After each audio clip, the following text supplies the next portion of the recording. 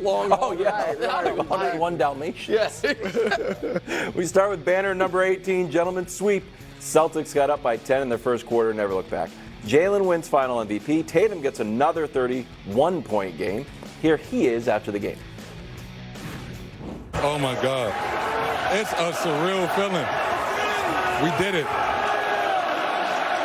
We did it!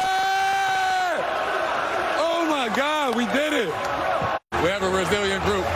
We've been through a lot as a team over this last couple years, over my 7 years. What they gonna say now? What they gonna say now? Okay, Brew, what are you going to say now? Well, congratulations. And they proved a lot. Look, one thing they proved is they're not going to end up, Nick, obviously, like the great Sacramento Kings team, and I call them great, but Chris Webber, Vlade Divac, Mike Bibby, that kept getting close. Peja Stojakovic, that Portland team that lost to the Lakers with Rasheed Wallace. Like, we've seen something. We kind of say Malone Jazz. Usually, right. They Went got to two close. finals. Yeah. The Steve Nash Suns with Amari Stoudemire. So we talk about teams going, climbing the hill, and eventually you'll get there. Mm-hmm. Not everybody gets there. Yeah. And they did get there, and they got there with young guys, like 26-year-old Tatum, 27-year-old Jaylen Brown. So they proved that. I'm also going to give props to Joe Mazzulla, and I've talked about how he should get a contract extension. You go. He is off my hot seat officially. Nice. But I'm going to say that everybody talks about their great 8, right? But when we look at it, Al Horford was their starting center in the finals. Mm-hmm. He's 38 years old and for and most past of the his playoffs. prime. Yep. Right, and past his prime. Porzingis, who we know is good and talented, but he's always been injury prone to the point he became a journeyman. This is his 4th team, and he's not even 30 years old, I don't believe. Couldn't work out in Dallas. And then you got Sam Hauser and Peyton Pritchard, who aren't like great players, but they're in the rotation and got big minutes. And so Mazzulla has gotten more out of these guys than a lot of coaches have, no doubt. And then the three-point shooting. That's him. Now, I'm sure Brad Stevens and their brain trust has had something to do with that, especially last year. But under Ime Udoka 2 years ago when they got to the finals, they were 9th in the league in three-point attempts. Mazzulla's first year last year, they went up to 2nd. And this year, they led the league in the regular season and the playoffs in three-point attempts. And by far, they led the league in terms of percentage of your shots attempts that were three-pointers. Can I add to that from Tom Havstrow? Took more three-pointers than any champion in NBA history, 47%. Yeah, and it's a copycat league, so you're probably going to see more and more of it going forward from other teams. But, of course, Tatum proved he can be the best player on the championship team. Jaylen Brown proved he should have been first team, not first team, but should have been all NBA. I had him on my 3rd team, but he didn't. He was one of the first guys to miss. Yeah, he should have been on the all NBA team. Right. So congratulations to them. I don't think, and we'll get into it, they're an all-time great team, but this was one of the most dominant seasons in NBA history. So they proved a number of things. First things first, I will say they proved me wrong. Classic 3. Rare. It is rare, but that's why it has to be acknowledged. I doubted them every step of the way, not meaning I picked against them in each round, but I'll be honest, there were a lot of teams in the East that if they were healthy, I would have picked to beat them. I was going to say, did you pick them to get to the final? I don't remember. I did once we saw all the injury. Right. You know what I mean? Once all the injury. But I doubted them. You know what I mean? And I'm not saying that I would have been correct that if those teams were healthy. I'm saying I doubted them. I picked against them in the finals. And if Minnesota had made it, I would have picked against them. If Denver had made it, I would have picked against them. I was wrong because I overemphasized how good their best was and underemphasized I overemphasized the importance of how good their best was and underemphasized the importance of their 1 through 5. So I'm going to give you a fact that is unbelievable, and then I'm going to show you a comp.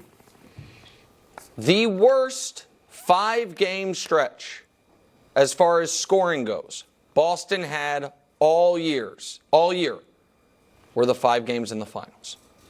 They all regular season, they didn't score fewer than 540 over a 5-game stretch. All playoffs before the finals, they didn't score fewer than 538 in a 5-game stretch. They scored 508 points, and they rolled. Yeah. They had their worst offensive stretch of the season at theoretically the worst time and they won pretty easily. You know what I mean? As far as 4-1 and dominated big stretches of every game really, except for Game 4. And the comp that Brew first mentioned, now that we have seen the finals performance, let's look to the last team to win a title where their best player, we don't even know necessarily who it is, but their 5-man team is excellent. And it's almost point for point.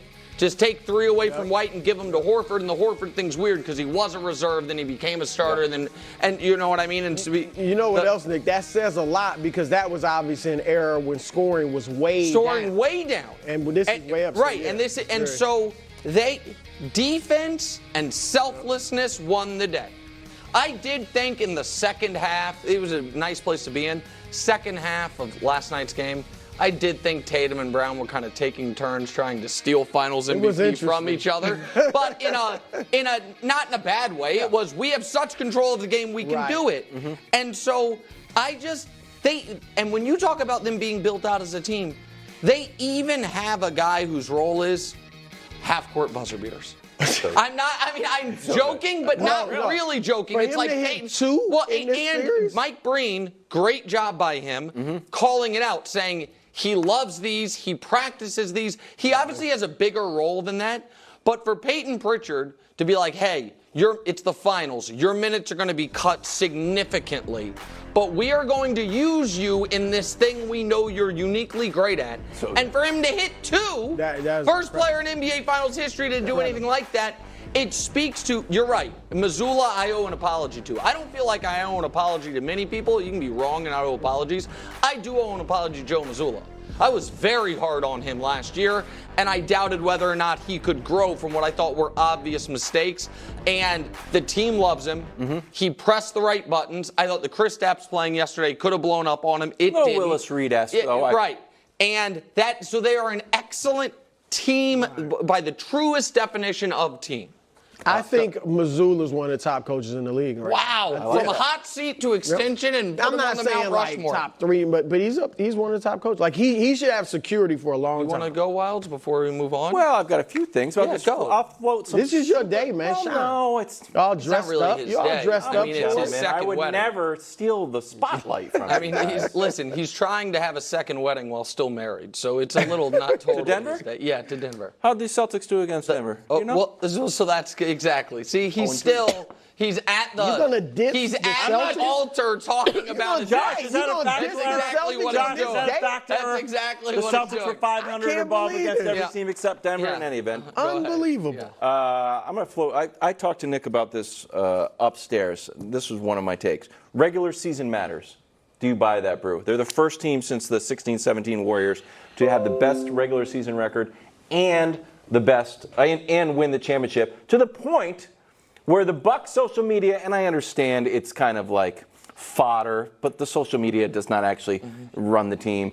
But the Bucks put a tweet out like the regular season doesn't matter. Now it matters. And they were kind of attacked for it. Do you think this? I was like, you know what? We played hard all year. We found our mistakes or we did whatever and we won it. Versus a lot of teams are like, you know what? We'll flip the switch or we'll do some experimenting or whatever. And look, we've seen Miami last year. They were the 8th seed, and they got to the finals. They didn't win it, but they got there. But I'm with you. I think it's better when teams take the regular season seriously. And you play your best, and you don't worry about resting everybody in injuries and stuff. It's been proven guys can play that long. Yep. It's happened throughout the history of the league. So, yeah, I'm with that. Can I add something else that I think is good for the health of the league? If Dallas, which clearly was not a regular season, eye test, all these things, as good of a team as Boston, but had what a lot of people thought was the transcendent guy, if they had won this title, it's a little dispiriting for every team in the league that doesn't employ Wemby, Jokic, Giannis, guys. And so the flip side. But that's been the history of the league. That is the history of the league. That's why I'm saying this is good. Because now there is if you are Houston. Yeah. If you're the Knicks. Or Indiana or Orlando or who has like, hey, we have a guy who could maybe be as good as Tatum at some point. We a proof of concept of even if we don't have that generational superhero that really you can only get by either lucking into in the draft or playing in a warm weather city players choose to go to, there's a path. Like if you're the Rockets today, I think maybe instead of being like, okay, what assets do we have to compile to try to trade for the superstar? It's like, let's build out a team. I think that's exciting. If you're the Pelicans, I think that is